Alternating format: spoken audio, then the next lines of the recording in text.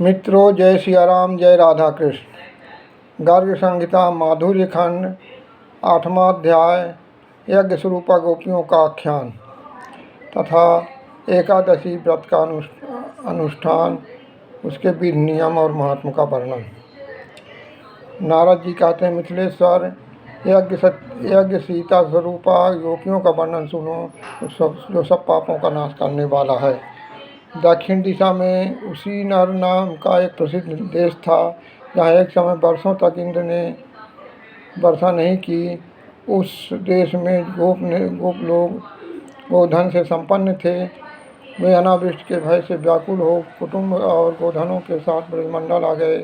नंदराज की सहायता से पवित्र वृंदावन के यमुना के सुंदर सुरम्य तट पर वास करने लगे।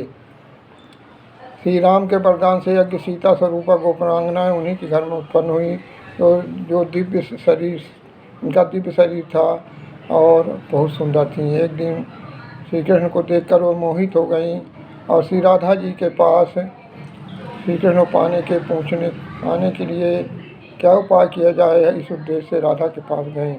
गोपियाँ बोली, दिव्य स्वरूपे कमल लोचने विश्वभान नंदिनी ऋषि राधे, आप हमें कृष्ण की प्रसन्नता के लिए कोई शुभ व्रत बताइए, जो देवताओं के लिए भी अत्यंत दुर्लभ हो।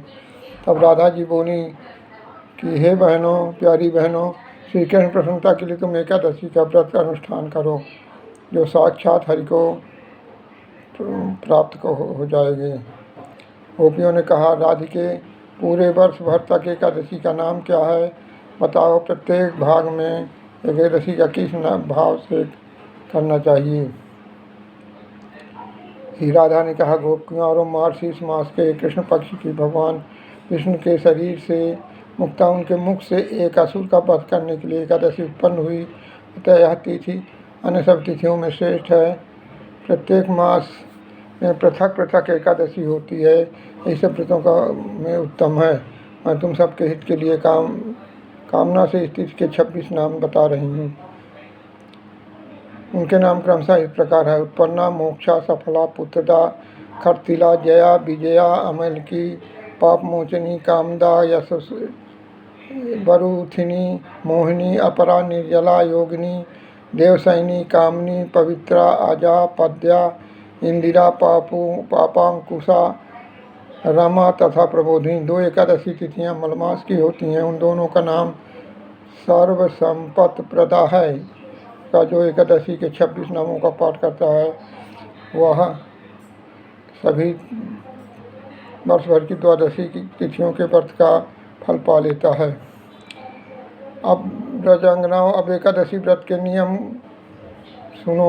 मनुष्य को चाहिए कि वह दशमी को एक ही समय भोजन करे, रात में जितेंद्रिय लाकर भूमि पर शयन करे, जल भी एक बार पिए, धुला हुआ वस्त्र और तन मन से निर्मल रहे। फिर ब्रह्ममुहूर्त में उठकर एकादशी को श्रीहरि के चरणों में प्रणाम करे, तदनंतर शौचालय निवृत्त होकर स्नान करे। उनका स्नान सबसे निम्न कोटि का है, बावड़ी स्नान मध्यम कोटि का है, तालाब और पोखरे का स्नान उत्तम कोटि में रहता है, नदी का स्नान सबसे उत्तम है। इस प्रकार स्नान करके भगवान का पूजन करे, उन्हें नैवेद्य समर्पित करे। परम बुद्धिमत गोपियाँ बोली, परम बुद्धिमती श्री राधे, एकादशी का समय बताओ, उससे क्या फल होता है वह भी कहो। एकादशी के महात्मा भी यथार्थ रूप से वर्णन करो। श्री राधा जी ने कहा, यदि 55 घड़ी तक यदि दशमी 55 घड़ी तक देखी जाती है तो एकादशी त्याज्य है, फिर तो द्वादशी उपवास करना चाहिए। यदि पल भर भी दशमी से वेद प्राप्त हो तो वह संपूर्ण एकादशी त्याग देने योग्य है। ठीक उसी सब तरह जैसे मदिरा एक बूंद भी पड़ जाए, गंगा जल का भरा हुआ कलश त्याग हो जाता है। सहस्त्रों वीरांगनाओं, मैं तुम्हें एकादशी व्रत का फल बता रही हूँ, जिसके स्वर्णमात्र से वाजपेय यज्ञ का फल मिल जाता है। जो 88,000 ब्राह्मणों को भोजन करता है, उसको जो फल मिलता है वह एक एकादशी की व्रत करने से प्राप्त हो जाता है। सहस्त्रों अश्वमेघ और सैकड़ों राजसूय यज्ञ भी एकादशी के उपवास की 16वीं कला के बराबर नहीं है। एकादशी व्रत करने वाला मनुष्य मातृ कुल की 10, पितृकुल की 10 और पत्नी कुल के 10 पीढ़ियों को उद्धार कर देता है। जैसी शुक्ल पक्ष की एकादशी है वैसी कृष्ण पक्ष की भी है, दोनों का समान फल है।